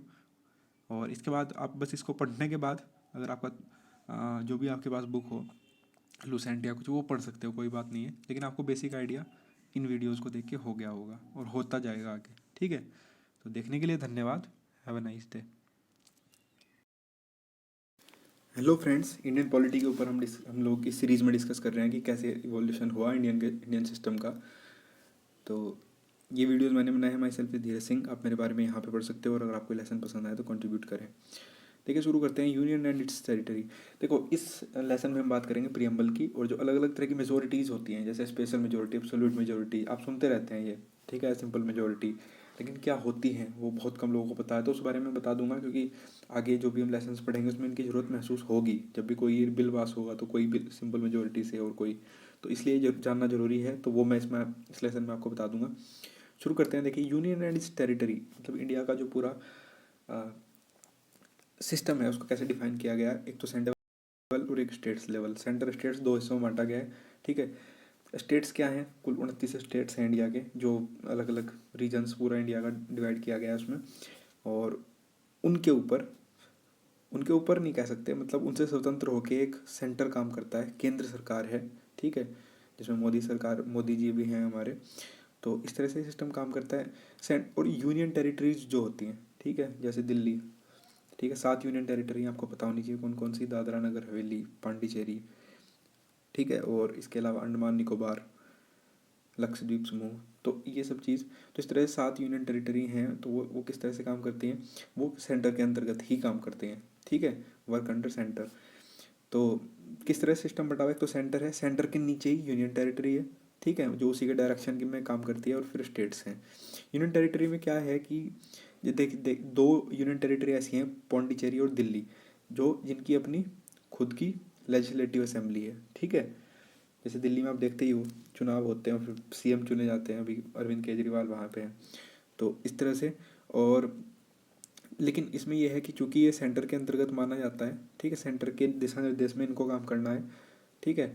तो क्या होता है कि अगर कोई बिल पास होता है यहाँ की लेजिस्लेटिव असेंबली के द्वारा, ठीक है, तो उसको पास होने के बाद अप्रूवल चाहिए होती है किसकी? एलजी। और एलजी को नियुक्त कौन करता है? सेंटर, ठीक है। तो इसलिए ये सेंटर के, और इसी बात पे आप दिल्ली में देखते होंगे कि लड़ाई चलती रहती है। अरविंद केजरीवाल कहते हैं कि मेरे हाथ बंधे हुए हैं, जो एलजी हैं मुझे काम नहीं करने दे रहे, एलजी केंद्र सरकार के एजेंट हैं या ये वो, ठीक है। तो ये सब चीज़ें वो कहते रहते हैं। तो उसका ये कारण है, एलजी कौन है? वहाँ के नजीब जंग हैं, और उनकी और केजरीवाल के आपस में हमेशा लड़ाइयाँ चलती रहती हैं, ठीक है। तो यूनियन टेरिटरी जो है वो सेंटर के अंतर्गत काम करता है, ठीक। और स्टेट्स तो अपने अलग हैं ही, उनको तो कोई मतलब है नहीं ज़्यादा सेंटर से, ठीक है। जैसे आप देखते ही हैं, यूपी में अखिलेश यादव हैं, तो वो कुछ भी ऐसे कुछ भी बोल देते हैं पीएम को, ठीक है। और ममता बनर्जी हैं, वो तो एकदम अलग थलग ही चलती हैं अपना, उन्हें कोई मतलब है नहीं, ठीक है। तो ये डिपेंड, स्टेट्स और सेंटर एक दूसरे से स्वतंत्र होते हैं काम करने में, ठीक है। कुछ फील्ड ऐसी हैं जिसमें स्टेट्स को काम करना है, कुछ फील्ड ऐसी हैं जिसमें सेंटर को काम करना है, और कहीं पे इन दोनों को मिल के भी काम करना है, ठीक है। लेकिन ऐसा नहीं है कि स्टेट्स इनका मुंह देखेंगे, मतलब जो भी उनको काम करना चाहिए वो कर सकते हैं, उनको पावर्स दी गई हैं। खैर, सबसे पहले टाइप ऑफ मेजोरिटीज़ की बात कर लेते हैं। मैंने आपको बताया कि लास्ट में जैसे कि कुछ बिल्स पास होंगे तो कुछ को सिंपल मेजोरिटी से पास करना होता है, कुछ को एब्सोल्यूट मेजोरिटी से। तो क्या होती है मेजोरिटीज़, वो बात कर लें। तो लोकसभा कुल सीट कितनी है? 545 है अभी, ठीक है। मान लेते हैं उसमें 5 सीट खाली हैं किसी दिन, और लोकसभा की आज बैठक है, सेशन है आज, और उसमें 5 सीट खाली हैं, और 5 सीट खाली है मतलब जो भरी हुई नहीं है, मतलब जिन पे चुनाव नहीं हुआ है, तो 540 बची। उसमें से 40 मेंबर आए नहीं, ठीक है, ठीक है। तो कितने प्रेजेंट हैं? 500, ठीक। और मान लिया उसमें जो 500 प्रेजेंट भी हैं, कुछ लोग कह रहे हैं कि यार वोटिंग वोटिंग नहीं करनी मुझे, ठीक है, तो 50 लोग वोटिंग ही नहीं कर रहे हैं, ठीक है, इनका हटा देते। अब उसके बाद देखो, सिंपल मेजोरिटी का मतलब क्या होता है कि जितने लोग प्रेजेंट हैं वहाँ पे, ठीक है, और जो वोटिंग कर रहे हैं उनके 50% से ज़्यादा, उसको हम कह देते हैं साधारण बहुमत, सिंपल मेजोरिटी। तो जैसे 500 लोग ऐसे थे जो प्रेजेंट थे और वोट कर रहे थे, नहीं सॉरी, 500 लोग तो प्रेजेंट थे और वोटिंग कितने कर रहे थे? 500 में से आपको 50 घटाने पड़ेंगे, क्योंकि 50 तो वोटिंग कर ही नहीं रहे। तो 500 में से 50 आपने घटाया, 450, उसका आधा 225, 225 में आपने एक जोड़ दिया तो मिला 226। तो यही है सिंपल मेजोरिटी। तो कोई अगर कानून सिंपल मेजोरिटी से पास होना है तो 226 लोगों का समर्थन उसे चाहिए। एब्सोल्यूट मेजोरिटी क्या होती है? एब्सोल्यूट मेजोरिटी मतलब टोटल जितनी सीट्स हैं लोकसभा की, ठीक है, उसके आधे से ज़्यादा, उसके 50% से ज़्यादा। तो 545 टोटल सीट है, 2 से डिवाइड किया, एक जोड़ दिया, तो मिला 273। तो यही हमारी एब्सोल्यूट मेजोरिटी है। और बीजेपी के पास अभी यही मेजोरिटी है। कौन सी? एब्सोल्यूट मेजोरिटी, ठीक है। 318 या ऐसे कुछ सीट है वैसे तो, ठीक है। तो ये है। खैर, स्पेशल मेजोरिटी क्या है? ठीक है, स्पेशल मेजोरिटी में ये होता है कि 2/3 बहुमत चाहिए। ये ऐसे नियम कानून के लिए बनाया जाता है जो बहुत ही सेंसिबल हो, जिसमें मतलब आप कुछ ज़्यादा लोगों के सपोर्ट की जरूरत है, तभी जाके आप नियम कानून बना पाओगे। जैसे अमेंडमेंट, कॉन्स्टिट्यूशनल अमेंडमेंट करना है या प्रेसिडेंट को हटाना है, तो ये सब चीज़ें कैसे होंगी? 2/3 मेजोरिटी इसके लिए चाहिए। 2/3 स्ट्रेंथ की भी हो सकती है या फिर जितने मेंबर्स प्रेजेंट है उसकी भी हो सकती है। तो ये तो क्वेश्चन के बिल के ऊपर डिपेंड करेगा, लेकिन स्पेशल मेजोरिटी 2/3 के ऊपर होती है। खैर, अब प्रियम्बल पे आते हैं। प्रियम्बल क्या है? जैसे बुक्स में आपका इंट्रोडक्शन होता है दिया हुआ, उसी तरह यहाँ पे इंडिया में भी कॉन्स्टिट्यूशन में प्रियम्बल होता है, जो आपको ये बताता है कि क्या चीज़ें हैं, मतलब मुख्य भावना क्या है अपने आपके कॉन्स्टिट्यूशन में, किन चीज़ों को लेके आप काम कर रहे हो। ठीक है, तो ये ऐसे आइडियाज़ हैं जो स्पिरिट थे, जो पार्ट थे किसका? फ्रीडम स्ट्रगल का। ठीक है, जैसे मैंने आपको पहले भी पिछले लेसन में बताया था कि जवाहरलाल नेहरू ने एक ऑब्जेक्टिव रिजोल्यूशन पास किया था कॉन्स्टिट्यूएंट असेंबली के। ठीक है, कि ये कुछ हमारी जो सिद्धांत थे, कुछ स्पिरिट्स थी जिनके आधार पे हमारा स्वतंत्रता का आंदोलन हुआ, तो आप इनको ध्यान रखना, इसी के आधार पे कॉन्स्टिट्यूशन का डेवलपमेंट करना। तो वही प्रियम्बल में रखे गए हैं। इसे की ऑफ द कॉन्स्टिट्यूशन भी कहा जाता है। ठीक है, अगर क्वेश्चन पूछा जाए तो आप कर सकते हो। अमेंडमेंट क्या इसका हो सकता है? तो ये प्रश्न होता है। ठीक है, तो अमेंडमेंट हाँ हो सकता है, इसका अमेंडेबल है। और 42वां अमेंडमेंट जो था उसमें प्रियम्बल में चेंज किया गया था, उसमें 3 नए शब्द जोड़े गए थे। क्या? सोशलिस्ट। सोशलिस्ट का मतलब आप जनता के लिए काम करेंगे। ठीक है, जनता के साथ मिलके, और हम कोशिश करेंगे कि सारी इनइक्वालिटीज़ कम हो जाएं, तो ये सब चीज़ें। सेक्युलर। सेक्युलर, वैसे इंडिया का जो सिस्टम है वो सेक्युलर है खुद से ही। ठीक है, सेक्युलर है कहने का मतलब कि किसी धर्म विशेष को यहाँ पे कोई संरक्षण दे नहीं मिलता है गवर्नमेंट की तरफ से, किसी धर्म को सपोर्ट नहीं करती है गवर्नमेंट, तो सेक्युलर तो ये अपने आप ही है। ठीक है, सबको अपने धर्म की स्वतंत्रता है, freedom freedom rights, fundamental rights में। लेकिन फिर भी एक सेक्युलर शब्द जोड़ दिया गया, और ये एक बहुत ही डिबेटेबल पॉइंट है, उसके ऊपर डिस्कशन चलते रहते हैं कि ये सही था या गलत। ठीक है, खासतौर से जब से बीजेपी गवर्नमेंट आई है कि सेक्युलर का जोड़ना सही था या नहीं, तो खैर वो अलग बात है, लेकिन सेक्युलर शब्द जोड़ा गया था 42वें अमेंडमेंट से प्रियम्बल में। ठीक है, 42वां अमेंडमेंट कब हुआ था? 1976 में।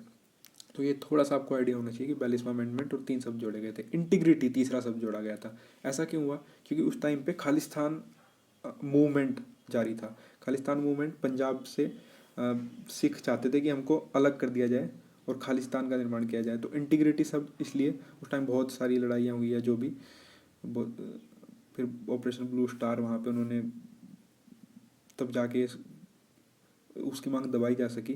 तो खैर अभी भी धीरे धीरे कुछ मांग उठती रहती है, वो अलग बात है।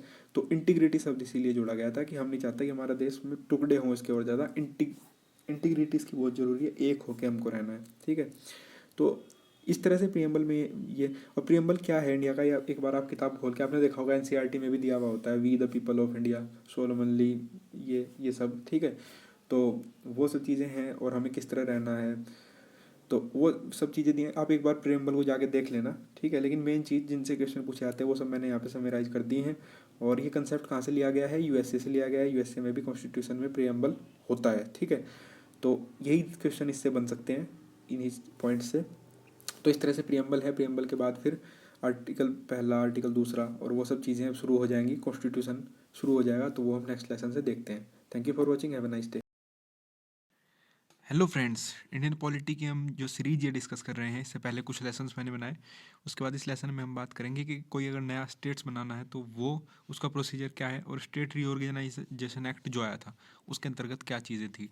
खैर, ये वीडियोस मैंने बनाए हैं, माई सेल्फ धीरज सिंह। आप मेरे बारे में यहाँ पे पढ़ सकते हो। ये लेसन्स अगर आपको पसंद आते हैं तो प्लीज़ कंट्रीब्यूट करें। शुरू करते हैं। आर्टिकल 1 जो हमारे कॉन्स्टिट्यूशन का है वो कहता है कि India is A union of states. ठीक है, यूनियन भी है, और किसका? स्टेट्स का। तो स्टेट्स मिलके कुछ इकट्ठा हुए, और फिर उन्होंने इकट्ठा किए गए, बल्कि रियासतें थी पहले। आपको पता ही है, वल्लभ भाई पटेल ने अपनी बहुत मेहनत से सबको एक किया, और कुल मिला के एकीकृत भारत जो आज हम देखते हैं उसका निर्माण हुआ। ठीक है, तो आर्टिकल 1 में ये कहा गया है। और इंडिया का जो सिस्टम है वो क्वासी फेडरल कहा जाता है। मतलब क्वासी फेडरल का मतलब उसमें एक सेंटर होता है, सेंट्रल लेवल पे गवर्नमेंट काम करती है, और स्टेट्स लेवल पे स्टेट गवर्नमेंट काम करती है। ठीक है, और सेंटर स्टेट एक दूसरे से मतलब बिना स्टेट जो है वो बिना सेंटर के, बिना स्टेट मतलब सेंटर के अंदर प्रेशर के बिना काम करते हैं। ठीक है, मतलब ऐसा नहीं कि सेंटर के प्रेशर के अंदर वो काम करें। ठीक है, उसी तरह यूनियन टेरिटरी होते हैं। ठीक है, और वो किसके अंदर आते हैं? सेंटर के। तो इस तरह फिलहाल इंडिया में कितने स्टेट हैं? 29। 29वां स्टेट कौन सा था 2014 में? बटा था कौन सा? तेलंगाना, आंध्र प्रदेश से टूट के, ठीक है। और 7 यूनियन टेरिटरी हैं। खैर, अब अच्छा, यूनियन टेरिटरी की लिस्ट आपको पता होनी चाहिए, कुछ लोगों को इसमें कन्फ्यूजन होता है। तो 7 कौन कौन सी यूनियन टेरिटरी हैं, ठीक है? दिल्ली, पांडिचेरी, दादरा एंड नगर हवेली, और इसी तरह जो 7 हैं उनकी आप लिस्ट एक बार देख लीजिएगा, नेट पे चेक कर लीजिएगा, या वैसे अगर आपको पता हो तो एक कॉपी में अपने नोट्स में लिख लीजिएगा, ठीक है, ताकि इसमें आपको कभी कन्फ्यूजन ना हो। इसके ऊपर भी 1-2 बार छोटे मोटे एग्जाम क्लर्क में पूछा गया है क्वेश्चन। खैर, देखिए, अब स्टेट्स हैं। अब नए स्टेट बनाने की ज़रूरत भी पड़ सकती है। क्यों? जैसे यूपी एक बहुत बड़ा स्टेट है, ठीक है। पहले तो उत्तराखंड भी इसी में मिला हुआ था, जबकि उत्तराखंड में क्या था कि ज़्यादातर हिस्सा हिली एरिया है। हिली एरिया लगभग पूरा ही, अब तो उत्तराखंड में हिली एरिया ही है, अगर कुछ हम हरिद्वार और रुड़की वाले पार्ट्स हटा दें तो। अब दिक्कत ये थी कि जो पहाड़ के जो दूर दराज के इलाके थे, गाँव थे, ठीक है, वहाँ तक डेवलपमेंट के जो काम थे वो पहुँच नहीं पा रहे थे, या फिर जो पहाड़ी लोग थे उन्हें लग रहा था कि हमारी आवाज़ नहीं सुनी जा रही है, ठीक है, और प्लेन के लोग डोमिनेट कर रहे हैं। तो इसलिए फिर 2001 में अलग हो गया उत्तराखंड यूपी से, ठीक है। और उत्तराखंड में अगर आप जाके देखेंगे भी, यूपी के जो पास वाले गांव हैं और उत्तराखंड के जो उसके पास वाले गांव हैं जो बॉर्डर पे हैं, दोनों में साफ अंतर दिखाई देता है। उत्तराखंड के गांव में दूर दूर तक अच्छी खासी सड़कें तैयार हो गई, बढ़िया, ठीक है, लाइट भी काफ़ी अच्छी है, 17-18 घंटे लाइट आती है। जबकि यूपी में वही हाल है, 7-8 घंटे लाइट और गड्ढे वाली सड़कें। तो सिर्फ बाइफर्केशन होने से ही, 2 हिस्से होने से ही ये फ़ायदा हो गया उत्तराखंड को, ठीक है। तो इसी तरह ईज ऑफ एडमिनिस्ट्रेशन की दृष्टि से भी कभी कभी स्टेट्स को हम किसी बड़े स्टेट को छोटे एक स्टेट में बांट देते हैं, ठीक है। तो ये सिस्टम होता है कभी कभी। तो उसका प्रोसीजर क्या है, तो वो हम देखते हैं। आर्टिकल 3 में इसकी बात कही गई है। अगर आपको नया स्टेट बनाना है तो आर्टिकल 3 में इसका डिस्कशन है। आपको एक बिल पास करना पड़ेगा, आपको मतलब जो मेंबर्स ऑफ पार्लियामेंट है उनको, ठीक है। और ये ऐसा बिल किसी भी हाउस ऑफ पार्लियामेंट में लाया जा सकता है। हाउस ऑफ पार्लियामेंट मतलब लोकसभा और राज्यसभा, ठीक है। और ये गवर्नमेंट बिल होना चाहिए। इसका क्या मतलब कि किसी कैबिनेट मिनिस्टर के द्वारा ही ये लाया जाना चाहिए, ठीक है। मतलब अगर कोई एमपी इसको लाएगा, जैसे लोकसभा का कोई सदस्य या राज्यसभा का सदस्य, ओपोजिशन का हो या फिर सरकार, केंद्र सरकार का ही हो, लेकिन मिनिस्टर ना हो, तो फिर वो कहा जाएगा प्राइवेट बिल, ठीक है। तो गवर्नमेंट बिल कब? जब वो मिनिस्टर के द्वारा लाया जाए। खैर, तो ये इसकी कंडीशन है कि वो गवर्नमेंट बिल होना चाहिए। और बिल को पास करने से पहले हमें प्रायर एडमिशन लेनी जरूरी है, किसकी? प्रेसिडेंट की, ठीक है। तो एक कंडीशन ये भी है। इसके बाद खैर प्रेसिडेंट क्या करता है, सबसे पहले उस बिल को स्टेट लेजिस्लेचर के पास भेजता है। मान लिया हम जिस स्टेट को बांटने की बात हो रही है, जैसे अगर यूपी को बांटने की बात हो, तो प्रेसिडेंट वो उस बिल को कहाँ पे भेज देंगे? यूपी की विधानसभा में, मतलब कि लखनऊ में भेज देंगे, ठीक है। और वहाँ पे फिर जो स्टेट की लेजिस्लेचर है, स्टेट की लेजिस्लेटिव असेंबली है, वो उसके ऊपर डिस्कशन करेगी और फिर अपने कुछ विचार प्रकट करेगी, या जो भी उसकी ओपिनियन होगी उसको प्रेसिडेंट के पास वापस भेज देगी। अब ये प्रेसिडेंट का मतलब, और फिर ये पार्लियामेंट के ऊपर है कि वो उस ओपिनियन को मानती है या नहीं मानती है, ठीक है। ओपिनियन बाइंडिंग नहीं है किसी भी तरह, ठीक है। खैर, अब ये हाउस में वापस आ गया बिल। अब हमको क्या करना है, इसको दोनों हाउस के जो दोनों हाउस हैं उनसे पास कराना है, लोकसभा और राज्यसभा दोनों से। और दोनों में कैसे पास होना चाहिए? Simple majority. सिंपल मेजोरिटी मैंने आपको पिछले लेसन में बताया था, 3-4 तरह की जो मेजोरिटी होती हैं। सिंपल मेजोरिटी का मतलब है 50% of present members voting should be in favour of this bill. मतलब अगर 100 आदमी हैं तो 100 में से 50 आदमी इसके फेवर में होने चाहिए। 50 से ज़्यादा मतलब कि 51 लोग अगर इसके फेवर में हैं तो इसको मेजोरिटी से पास हुआ मान लिया जाएगा। तो ये तो बस सिंपल मेजोरिटी से जैसे ही पास हुआ, एक नया स्टेट बन के तैयार हो जाएगा, ठीक है। तो अभी 2014 में सबसे नया स्टेट कौन सा बना था? तेलंगाना, आंध्र प्रदेश से टूट के। खैर, अब रीऑर्गेनाइजेशन ऑफ स्टेट की बात करते हैं। देखिए, क्या था कि सारी रियासतें मिलके एक होगी। 1947 में देश आज़ाद हुआ, फिर रियासतें मिलाई गई, इस तरह से एकीकृत भारत का निर्माण हुआ। फिर उसके बाद कुछ स्टेट से ऐसी कुछ बातें आने लगी कि भाषा के आधार पे अब कुछ डिवीज़न होने चाहिए, ठीक है। खासतौर से साउथ में, जहाँ पे ऐसी बातें चल रही थी कि बोलने वाले जो लोग हैं उनका दमन हो रहा है, ठीक है। तो वहाँ पे ऐसी मांग उठ रही थी कि तेलुगु जो लोग बोलते हैं उनको तमिल से बोलने वाले लोगों से अलग एक स्टेट बना के दे दिया जाए, ठीक है। तो इसकी जांच करने के लिए कांग्रेस ने बनाई धार कमेटी 1948 में, ठीक है। तो review demand of new states on language basis, कि लैंग्वेज बेसिस पे क्या डिवीज़न हम कर सकते हैं। लेकिन ऑब्वियस था, क्योंकि देश ताज़ा ताज़ा आज़ाद हुआ था, अब फिर से हम बांटने की बात करें लैंग्वेज के आधार पे, तो इसलिए रिजेक्ट कर दिया इस कमेटी ने। उसके बाद फिर से ऐसी डिमांड आती रही, तो 1949 में जवाहरलाल नेहरू, वल्लभ भाई पटेल और पट्टाभी सीतारमैया तीनों ने मिलकर एक कमेटी बनाई, ठीक है। और फिर इस बात पे डिस्कशन हुआ, लेकिन फिर वही परिणाम क्या निकलना था, वही वल्लभ भाई पटेल थे इसमें, तो ऑब्वियसली फिर से इसने भी इसे रिजेक्ट कर दिया कि भाषा के आधार पर नहीं होना चाहिए। लेकिन साउथ इंडिया में पी श्रीरामलू नाम के एक व्यक्ति अनशन पे बैठ गए, ठीक है, क्योंकि उन्हें लगा कि जो तेलुगु भाषी लोग हैं उनके ऊपर खूब अत्याचार हो रहे हैं, ठीक है। तो वो कई दिनों तक अनशन पे बैठे रहे और अनशन से ही उनकी डेथ हो गई, ठीक है, मतलब वो अकाल मृत्यु को प्राप्त हो गए। तो अब जब जैसे ही उनकी मृत्यु हुई तो अचानक एकदम पूरे साउथ में हंगामा मच गया और बहुत सारे लोग सड़कों पे उतर आए, ठीक है, लड़ाई भिड़ाई और वो सब पूरा सब कुछ शुरू हो गया। तो खैर फिर सरकार को कुछ करना ही था, तो सरकार ने फिर 1953 में सबसे पहला आंध्र प्रदेश का विभाजन हुआ लिंग्विस्ट बेस पे, ठीक है, लिंग्विस्टिक बेसिस पे। तो आंध्र प्रदेश पहला राज्य बना जिसका भाषा के आधार पे विभाजन हुआ था, ठीक है। अच्छा, अब आप एक चीज़ सोचो, पहला स्टेट भाषा के आधार पे जो विभाजित हुआ कौन था, आंध्र प्रदेश, ठीक है। तो समस्या हल हो जानी चाहिए थी, लेकिन अभी सोचो 2014 में फिर से इसका डिवीजन हुआ है दो हिस्सों में, तेलंगाना और आंध्र प्रदेश में, ठीक है। तो मतलब कि भाषा के आधार पे वैसे सॉल्यूशन जो डिवीजन होता है वो समस्या का समाधान नहीं है, हम लोगों को मिलजुल के रहना ही सीखना चाहिए।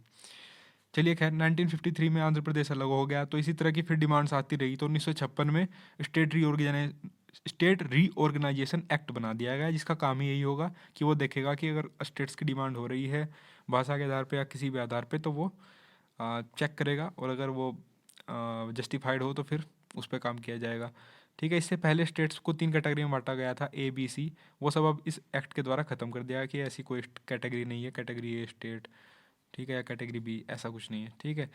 और लिंग्विस्ट बेसिस पे 1956 में 2 स्टेट बने, कौन से, केरला और कर्नाटका, ठीक है, मद्रास से टूट के। इसके बाद इसी बेसिस पे, लिंग्विस्टिक बेसिस पे या फिर नए नए कुछ राज्य अस्तित्व में आते गए, जैसे 1960 में 2 राज्य, गुजरात और महाराष्ट्र, ठीक है। इससे पहले सौराष्ट्र रीजन में थे ये दोनों, टूट के एक गुजरात बन गया और एक महाराष्ट्र। फिर 1966 में हरियाणा अलग हो गया पंजाब से, 1970 में हिमाचल प्रदेश, 1971 में मेघालय, मणिपुर, त्रिपुरा, ठीक है, तो इनका उदय हुआ।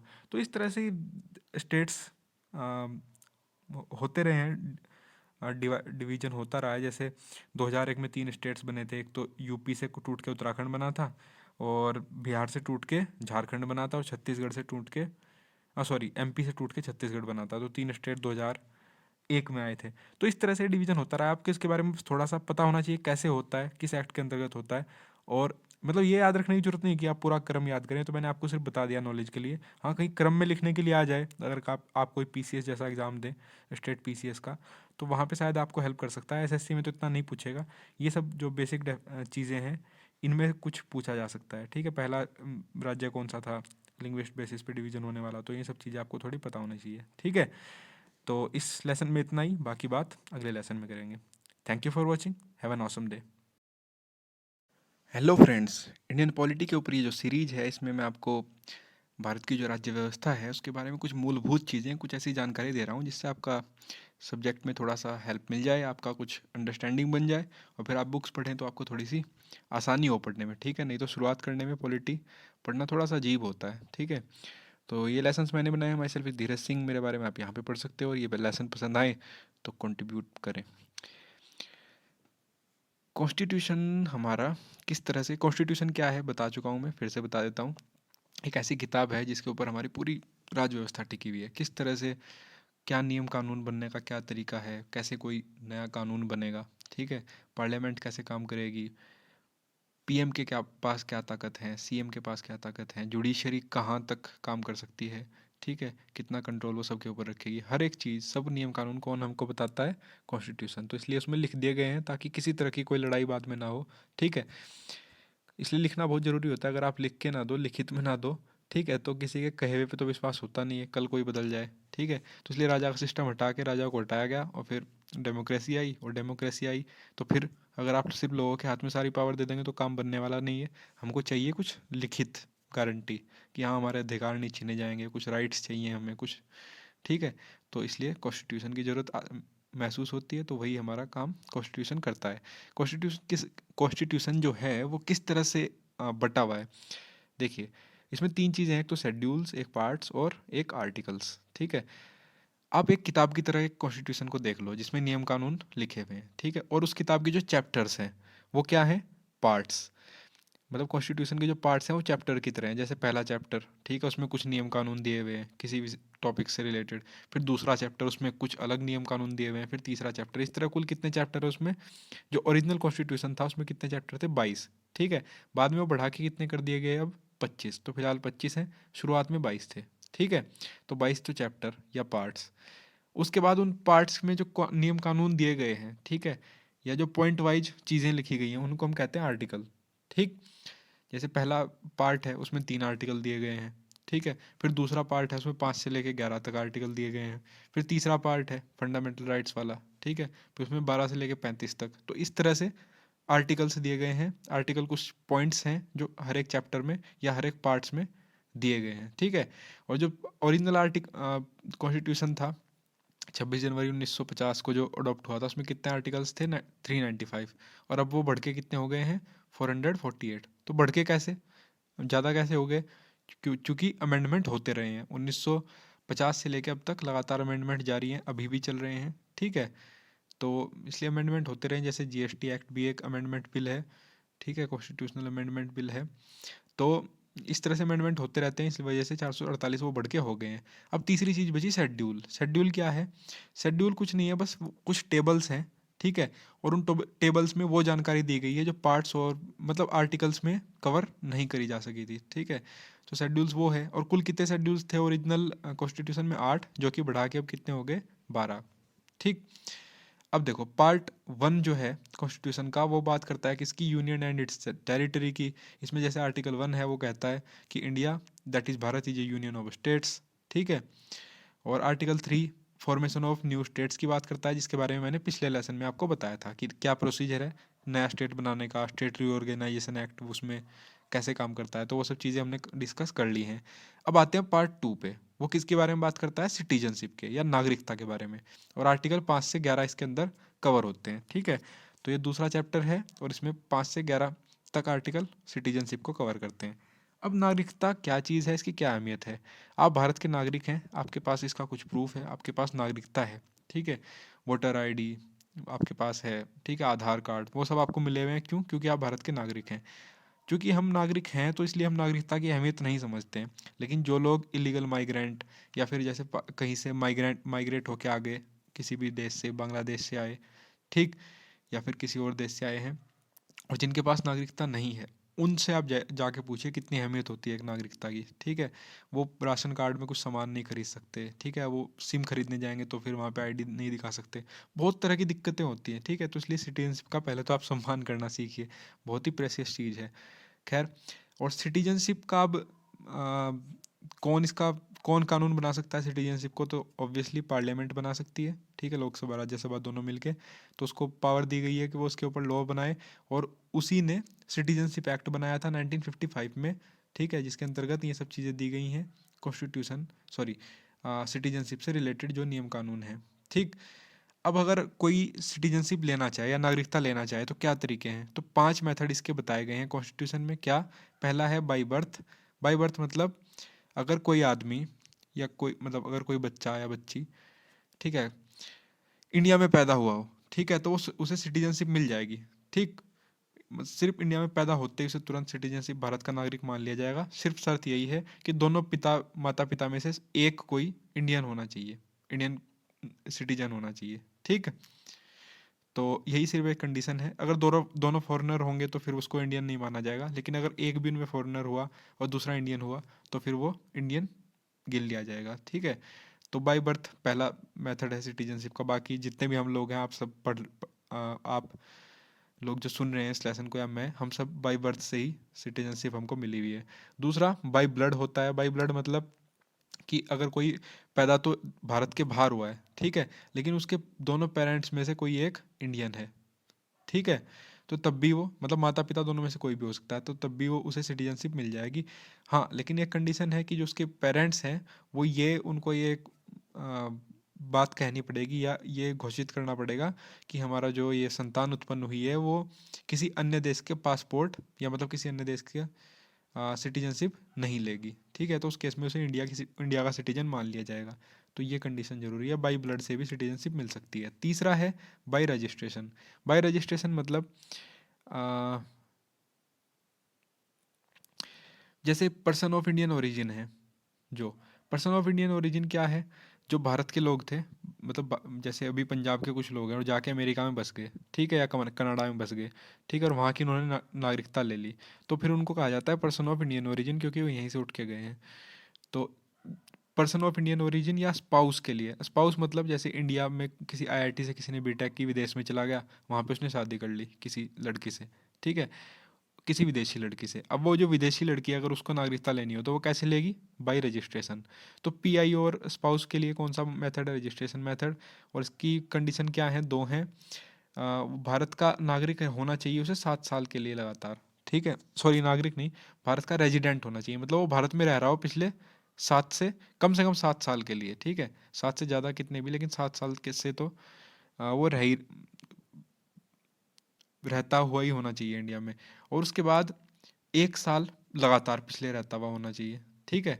मतलब कुल मिला के जैसे 8 साल में वो 7 साल रहा हो, लेकिन पिछले 1 साल लगातार रहा हुआ होना चाहिए, नहीं कि 1-2 महीने रहा फिर विदेश चला गया फिर आया, ठीक है। तो resident for 7 years, 7 and more years and 1 year consecutive. दूसरा चौथा जो मेथड है वो है नेचुरलाइजेशन। ये किसके लिए है, जो विदेशी अगर भारत में आके भारत की नागरिकता लेना चाहें, ठीक है, तो वो नेचुरलाइजेशन प्रोसेस है।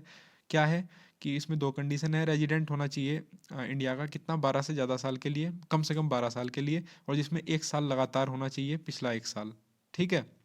जब आपने एप्लीकेशन दिया उससे 1 साल पहले आप लगातार इंडिया में रहे हुए होने चाहिए। और बाकी जो बचे 11 साल वो कितना, वो पिछले 13 साल में से कभी भी हो सकते हैं। तो चौथा तरीका ये है। पांचवा क्या है कि अगर किसी भी देश के साथ कुछ हम एग्रीमेंट कर लें, या फिर किसी के साथ युद्ध हो जाए और हम उसको ऊपर जैसे युद्ध में हरा के उसकी कुछ ज़मीन हथिया लें, तो दोनों तरीके से भी टेरिटरी का, वहाँ के जो लोग होंगे उस टेरिटरी पे रहने वाले जिसको हमने जीत लिया या जो हमें मिला है, तो वो भी इंडिया के सिटीजन बन जाएंगे। जैसे अभी बांग्लादेश के साथ हमारा पिछले साल एग्रीमेंट हुआ था, जिससे बांग्लादेश के कुछ हिस्से हमारे पास आए और हमारे कुछ हिस्से बांग्लादेश के पास गए, तो वो लोग भी इंडिया के अब सिटीजन बन जाएंगे। तो ये तरीके थे सिटीजनशिप प्राप्त करने के। अगर हम सिटीजनशिप त्यागना चाहते हैं तो उसके क्या तरीके हैं। सबसे पहला तो है स्वैच्छिक त्याग, रिनंसिएशन। आप खुद ही कह दो कि नहीं मैं तो छोड़ रहा हूँ, मुझे तो कहीं और दूसरे देश के लिए नहीं आया कुछ भी। तो पहला तो यही है। दूसरा टर्मिनेशन है। ये कब होगा, जब इंडिया से कोई उठ के जाए और दूसरे देश की नागरिकता ले ले, ठीक है। अब अगर वो दूसरा देश भारत का मित्र देश है तो उसे कोई दिक्कत नहीं है, उसे पर्सन ऑफ इंडियन ओरिजिन मान लिया जाता है। लेकिन अगर वो कोई शत्रु राष्ट्र है या ऐसा राष्ट्र है जिसके साथ हमारे संबंध अच्छे नहीं है, जैसे पाकिस्तान, तो फिर उसकी भारत की जो नागरिकता थी वो रद्द हो जाती है। और तीसरा है डिप्राइवेशन। वो कब होता है, अगर आपने रजिस्ट्रेशन या नेचुरलाइजेशन से जो सिटीजनशिप ली थी वो फ्रॉड इन्फॉर्मेशन दे के ली थी। तो ये 3 तरीके हैं सिटीजनशिप त्यागने के।